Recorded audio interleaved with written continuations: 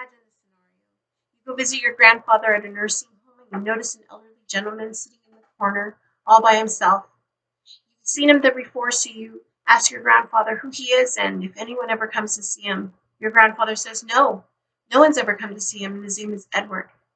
This is an incredibly sad situation and one that is far too common. But what can we do to help?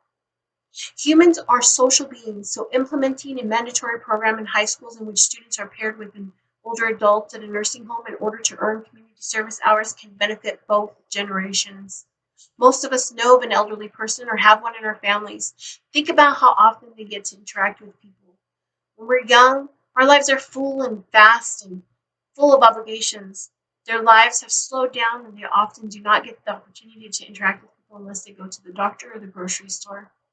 To prepare for this speech, I did not have to go far to obtain research material. My elderly mother, who is 81, and my elderly father-in-law, who is 84, live with my husband and I. Our lives are busy with work, school, and other tasks I'm sure you can all relate with. We try to make sure to keep them interacting with us, but sometimes life gets busy. We notice them isolating within our own home. If you accept my proposal, there may be someone there to interact with Edward, the elderly gentleman that never has visitors. I will be discussing the problem of elderly isolation, how it can cause depression, and why it is a growing concern. I will discuss how my proposal can be of great benefit for not only elderly community, but the younger generation as well. I will then discuss how rejecting this proposal can continue to perpetuate the large problem in our society. There are many lonely elderly adults in nursing homes that do not have anyone to visit them or interact with them. The family structure is an important aspect of a person's quality of life, in particular for elderly adults. In the past century, the family structure has changed immensely. Households would consist of a husband, wife, children, and extended family members such as grandparents and sometimes even aunts and uncles. According to the Evolution of American Family Structure, an article from Concordia University, in more recent years, the modern family structure we now know to be the nuclear family consists of a husband, wife, and children. Grandparents often live in a separate home, and they're not as involved with their children's and grandchildren's lives, adding to their isolation. According to an empirical article written by Miriam Sedig et al. Regarding depression among elderly members of nursing homes, the transformation of social structures in recent decades and the transformation of the traditional family system into the nuclear family have led to an increase in the number of nursing homes. This change in family structure and the fact that humans are living longer than ever before has created a situation where more and more elderly adults are choosing to live in a nursing home because they do not want to be a burden on their families.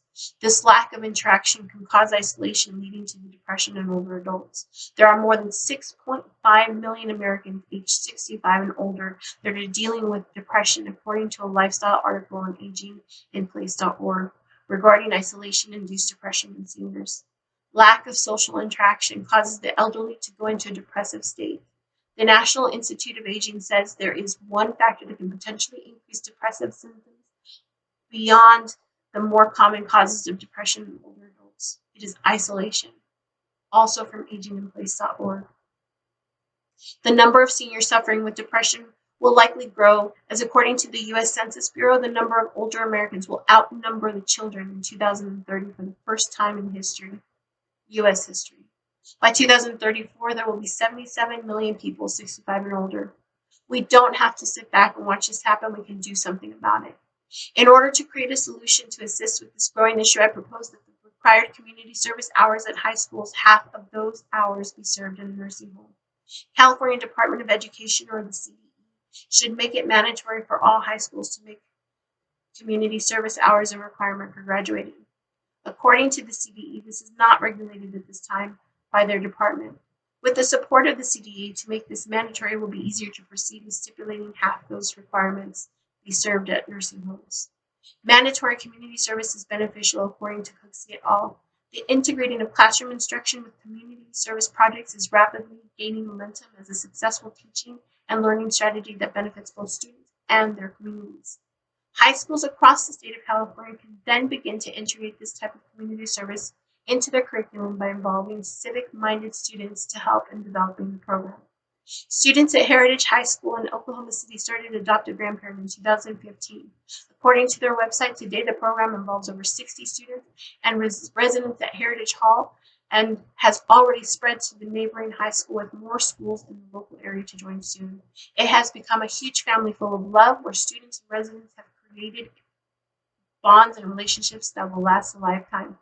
Together with the school faculty, this can be a beneficial learning experience for the student, according to Cooksey et al.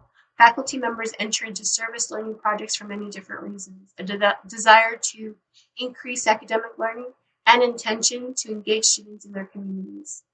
Once this program has been outlined, the next step is to contact local nursing homes and coordinate with their staff to acquire a list of willing participants to pair with their students. In an article written by Cordelia Hamilton on the website How It Works regarding how to volunteer at nursing homes, she states nursing homes rely on volunteers to interact with their residents. Because staffing is limited, nursing homes need volunteers.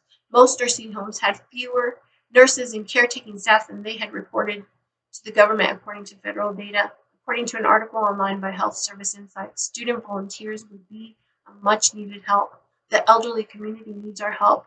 How can we do nothing?